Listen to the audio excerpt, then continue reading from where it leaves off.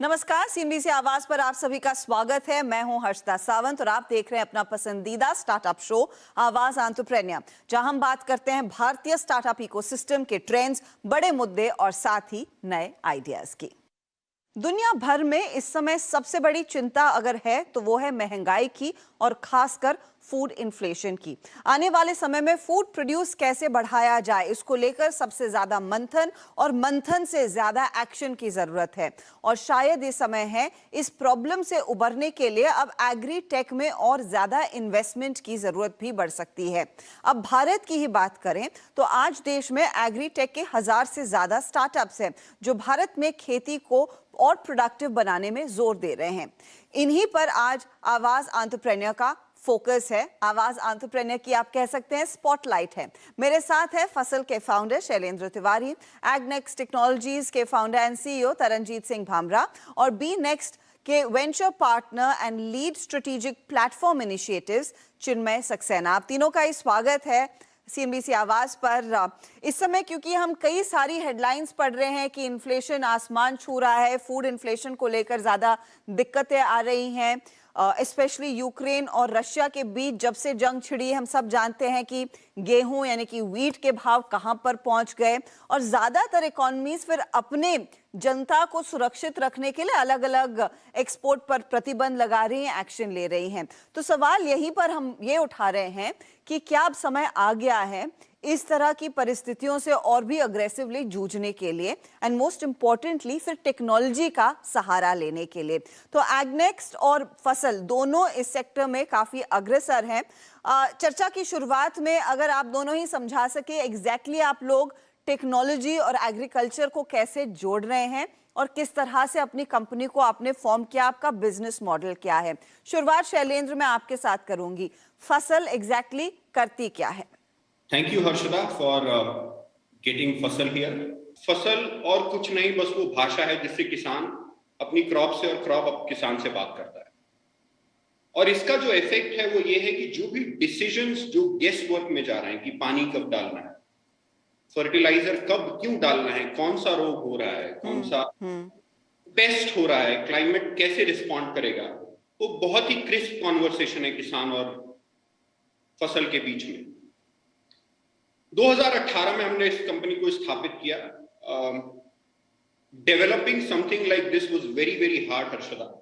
It took us 3.5 years to build a technology जिसको हम कहते हैं कि फार्म लेवल, क्योंकि हर फार्म अलग है, वहां किसी की सॉइल अलग है, किसी की सीड अलग है, किसी का क्लाइमेटिक कंडीशन अलग है। Farm level crop specific. जैसे छोटा बच्चा होता है, जब वो साल भर का है तो वो बिल्कुल अलग बिहेव करता है, जब 15 साल का होता है तो बिल्कुल। तो crop specific and crop stage specific actionable intelligence, कि किसान को ज्यादा दिमाग ना लगाना पड़े, उनको पता चले कि भाई क्या करेंगे, वो रोज के रोज वो क्या डिसीजंस हैं। जी हाँ, तो अगर हम लेंगे तो सही आउटकम आएगा, इसकी अश्योरेंस है। तो बेसिकली इन शॉर्ट अगर मैं ये समझूं कि किसानों को क्या कब डिसीजन लेना है उसमें फसल मदद करता है। अब बारी तरन आपकी, एगनेक्स्ट एग्जैक्टली किस तरह से मदद कर रहा है किसानों को? क्योंकि जहां तक मैंने पढ़ा है आप प्री मॉनसून, पोस्ट मॉनसून, किस तरह का हार्वेस्ट है, क्या होगा, इस तरह का डेटा भी निकालते हैं, लेकिन इसमें एग्जैक्टली आपकी क्या रोल होता है, आपकी कंपनी की क्या भूमिका है जब आप किसानों से बातचीत करते हैं? एगनेक्स्ट 2016 में हमने फॉर्म करी, जिसका की मुद्दा जो था वो ये था कि अगर हम एक आउटपुट एग्रीकल्चर की मापने जाएं तो वो क्या, किसी भी एग्रीकल्चर की आउटपुट उसकी क्वांटिटी है और उसकी क्वालिटी है। इसमें किसान की जो गुणवत्ता है उसकी मेजरिंग कौन करता है? वो रह जाती है किसी के हाथों में, किसी की आंखों में, किसी के जस्ट एक कहने पे कि हाँ ये अच्छा है और मैं इसका इतना प्राइस दूंगा। क्या चीज वो डिजिटाइज हो सकती है जिससे कि आप अगर ये स्पाइस खरीद रहे हैं, जैसे आप करक्यूमिन हाई वाली टर्मरिक खरीद रहे हैं, तो आपको पता है कि मुझे इसका इतना प्राइस देना है। जी हाँ। अगर मैं पल्सेस खरीद रहा हूँ, अभी हम पूरे इंडिया में कुछ अराउंड 2000 लोकेशंस पे हैं और इंटरनेशनली अराउंड 500 लोकेशंस पे हैं। हमें पूरे इंडिया का एक मैप पता है कि कहाँ पे कौन सी क्वालिटी आ रही है और कहाँ से क्या क्वालिटी खरीदी जानी चाहिए।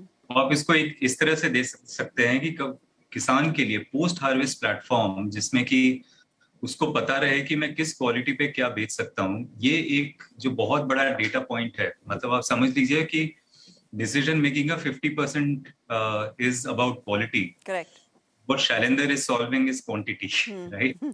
सो आप इन दोनों को अगर जोड़ लें तो एक तरफ क्वांटिटी का डिसीजन मेकिंग है, एक तरफ क्वालिटी का डिसीजन मेकिंग है। In terms of the buyer addressing that, मतलब what should I buy and at what price.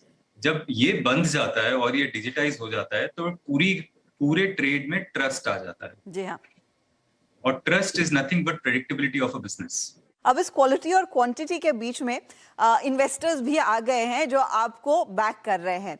चिन्मय, मैं आपसे ये समझना चाहूंगी, पोटेंशियल अच्छा खासा है और जैसे शैलेंद्र ने चर्चा की शुरुआत में कहा, ये सदियों पुरानी ये प्रथा है कि देखिए खाने के लिए हमें उपज की जरूरत होती है और उसी को अव्वल दर्जे का रखना है। अब इसमें आपको सबसे बड़ा प्रॉब्लम सॉल्विंग पॉइंट क्या दिखाई दिया जब आपने अलग अलग कंपनियों में इन्वेस्ट किया, and specially at a time like this जहां पर दुनिया भर में फूड इन्फ्लेशन आसमान छू रहा है, इन कंपनियों की अहमियत कितनी और बढ़ जाती है?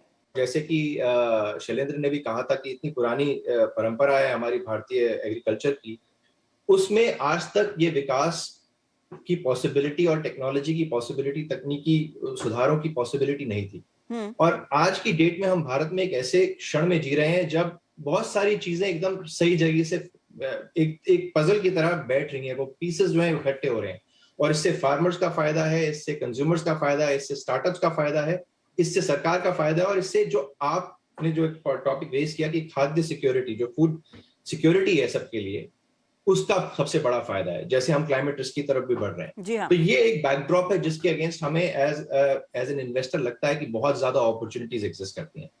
और सेकेंड लेवल पे अगर मैं जाऊं, इसके दूसरी तह अगर इसको खोलें, तो इसमें अपॉर्चुनिटी हर जगह है। जैसे शैलेंद्र कर रहे हैं, जैसे तरन ने बात करी, ऐसे हम सेक्टर्स को डिवाइड कर सकते हैं कि एग्री में क्या क्या काम हो रहा है, कृषि में क्या क्या काम हो रहा है। तो जैसे अगर मैं फसल का एग्जांपल लूं तो बोले कि ये फार्मर प्लेटफॉर्म है जो किसानों को अपॉर्चुनिटी दे रहे हैं प्रिसिशन एग्रीकल्चर करने की, सही तरीके के टाइम पे सही चीज कर सकने की, प्री प्रोडक्शन फेज में भी और प्रोडक्शन फेज के दौरान भी। एग्निक्स की बात करें तो वो पोस्ट हार्वेस्ट और पोस्ट प्रोडक्शन फेज में फोकस करते हैं। अगर हम बात करें कैटेगरी जो निकल के आई है और कोविड के दौरान जो बहुत ही ज्यादा हाई ग्रोथ थी, ये फार्मर टू कंज्यूमर जो जर्नी है, इसमें कितना बदलाव आया है, एकदम मोमेंटम आया है, डिमांड बढ़ी है, ये हमें देखने को मिल रहा है।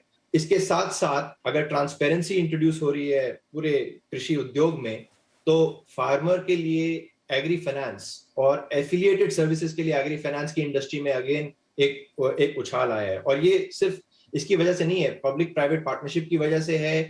देयर इज यूपीआई का मोमेंटम है जो सरकार ने बहुत इनेबल किया, डिजिटाइजेशन का मोमेंटम है, जियो का मोमेंटम है, क्योंकि कृषि जो आज के हमारे किसान हैं और उनके जो बच्चे हैं जो ट्रांजिशन कर रहे हैं, वो सब टेक्नोलॉजी का सहारा लेने के लिए एकदम उत्सुक हैं और एकदम एक्साइटेड है, जो मैं बोल सकता हूँ, जो हमें दिखता है एज अ इन्वेस्टर। मैं इनफैक्ट इसी पॉइंट को रेज करना चाह रही थी कि हम लोग दिल्ली, मुंबई, बैंगलोर में बैठे बैठे कुछ इमेजिन करते हैं कि टेक्नोलॉजी का इस्तेमाल XYZ को सॉल्व करने में लिया जा सकता है, लेकिन ऑन ग्राउंड जो लोग वाकई में काम कर रहे हैं और जिनको टेक्नोलॉजी का इस्तेमाल करना चाहिए, क्या वो कर रहे हैं? शैलेंद्र, आपका एक्सपीरियंस क्या है जब आप फार्मर से बात करते हैं और इतने सारे डेटा पॉइंट्स हम निकालने की कोशिश कर रहे हैं, कोलेट करने की कोशिश कर रहे हैं, फार्मर्स इसको लेकर कितने ओपन हैं, उन्होंने कैसे इसे अडेप्ट किया है, या फिर अभी भी वो स्ट्रगल है? इस वक्त फसल 50,000 प्लस एकड़ पे किसान फसल सिस्टम का इस्तेमाल कर रहे हैं। 3,000 से ज्यादा मशीनें हमने फार्म जो क्लस्टर्स हैं उनमें बिठा रखी है। ओके। और इंडियन एग्रीकल्चर जहां पे 1980 में था हर्षदा, वहां से बिल्कुल अलग। पीछे के 5 साल में बहुत ज्यादा बदला है। चिन्मय ने बात करी जियो के बारे में। जी हाँ। एक इंफॉर्मेशन एसिमेट्री थी हर्षदा, वो इंफॉर्मेशन एसिमेट्री खत्म हो रही है धीरे धीरे। Mobile phone, free data, cheap data ने लोगों को ये समझाया है कि एग्रीकल्चर में बहुत सारी सक्सेसफुल केस स्टडीज हैं। केस स्टडीज को नेशनल लेवल पे, ग्लोबल लेवल पे रेप्लिकेट किया जा सकता है। और वो रेप्लिकेशन हमने अपनी आंखों के सामने होते हुए देखा है। ओके।